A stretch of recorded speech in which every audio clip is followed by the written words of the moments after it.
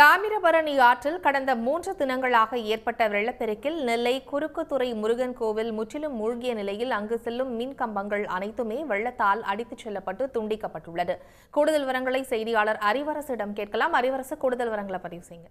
அதாவது நெல்லை தாமிரபரணி ஆற்றில் கடந்த 3 தினங்களாகவே ஆற்றில் வெள்ளப்பெருக்கு ஏற்பட்டது. சுமார் 65,000 கனஅடி தண்ணீர் நாம நிற்கக்கூடிய இந்த தாமிரபரணி ஆற்றில் போய் கொண்டிருந்தது. தற்பொழுது மேற்கு தொடர்ச்சி மலையடிவாரத்திலையும் அதே மாதிரி அணைகளின் நீர்பிடிப்பு பகுதிகளிலும் மழை அளவு குறைந்ததினால் இன்றைக்கு காலை முதலே தாமிரபரணி ஆற்றில் நீர்வரத்து மிகவும் கணிசமாக குறைந்துள்ளது. இந்த நீர்வரத்து குறைந்ததினால தாமிரபரணி ஆற்றங்கரையில் உள்ள கல் மண்டபங்கள், அதே மாதிரி படித்துறைகள், அதே மாதிரி தீர்த்தவாரிகள் ஆகிய அனைத்துமே மூழ்கிய நிலையிலிருந்து இன்னைக்கு வெளிவர தொடங்கியுள்ளன.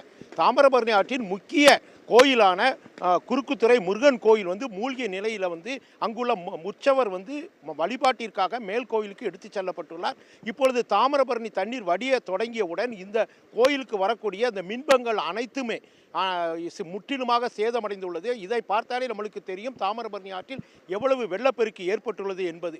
அதே மாதிரி பார்த்தீங்கன்னா இப்போ தாமிரபரணி ஆற்றில் முக்கியமாக அணைகளின் முக்கிய அணைகளான பாபநாசம், மணிமுத்தாறு, சேர்வலாறு ஆகிய அணைகளிலிருந்து எந்த விதமான உபரி தண்ணீரும் தாமிரபரணியில் கலக்காதனால தான் இந்த தாமிரபரணி ஆற்றில் வெகுவாக வெள்ளப்பெருக்கு குறைந்துள்ளது. இப்பொழுது தாமிரபரணி ஆற்றங்கரையில் உள்ள மக்கள் சகஜ நிலைக்கு சென்று அங்குள்ள தாமிரபரணி ஆற்றில் நீராடி வருகின்றனர்.